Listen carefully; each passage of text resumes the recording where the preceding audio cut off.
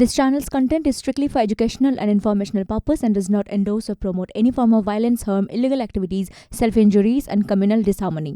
রাজ্যপালের বিরুদ্ধে শ্লীলতাহানির অভিযোগ খতিয়ে দেখতে এবার রাজভবনের ফুটেজ চাইল পুলিশ।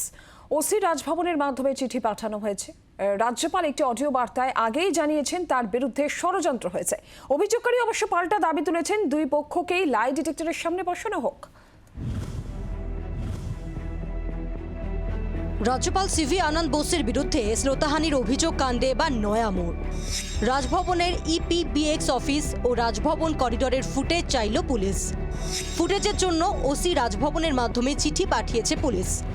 শ্লীলতাহানির অভিযোগ খতিয়ে দেখতেই চাওয়া হয়েছে ফুটেজ। হেনস্থার অভিযোগ খতিয়ে দেখতে প্রাথমিক অনুসন্ধানও শুরু করেছে কলকাতা পুলিশের বিশেষ অনুসন্ধানকারী দল। ডিসি সেন্ট্রাল ইন্দিরা মুখোপাধ্যায়ের নেতৃত্বে 8 জনের ওই অনুসন্ধানকারী দল।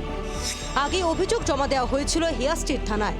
অভিযোগ সম্পূর্ণ মিথ্যে বলে জানিয়েছিলেন রাজ্যপাল। ভোটার বাংলায় রাজনৈতিক উদ্দেশ্য নিয়ে তাঁর ভাবমূর্তি কালিমালিপ্ত করা হচ্ছে বলেও পাল্টা বক্তব্য বোসের। অভিযোগের সত্যতা প্রমাণে তিনি লাই ডিটেক্টরের সামনে বসতে রাজি বলেও জানিয়েছেন অভিযোগকারী।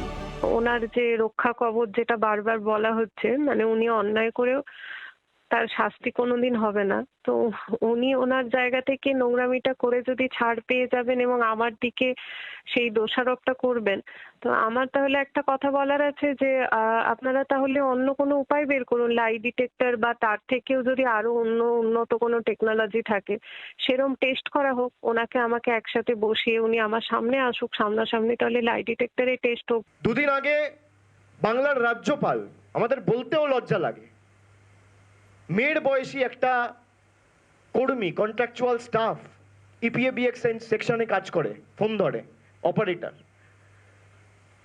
তার সাথে শ্লীলতাহানি করেছে, আর করে তার পরের দিন পালিয়ে গেছে রাজ্য ছেড়ে। আপনার যদি লোকানোর কিছু না থাকে আপনি তদন্ত সহযোগিতা করুন, পালাচ্ছেন কেন? শনিবার রাজভবনের 3 কর্মী ও কলকাতা পুলিশের এক কর্মীকে ডেকে পাঠান অনুসন্ধানকারীরা। তবে রাজভবনের কর্মীরা কেউ যাননি। কলকাতা পুলিশের এক কর্মী অবশ্য দেখা করেন। কলকাতা পুলিশের তরফে জানানো হয়েছে সোমবার ফের অনুরোধ জানানো হবে রাজভবনকে। শ্রেয়সী গঙ্গোপাধ্যায় ও পিয়ালি মিত্রের রিপোর্ট, জি 24 ঘন্টা।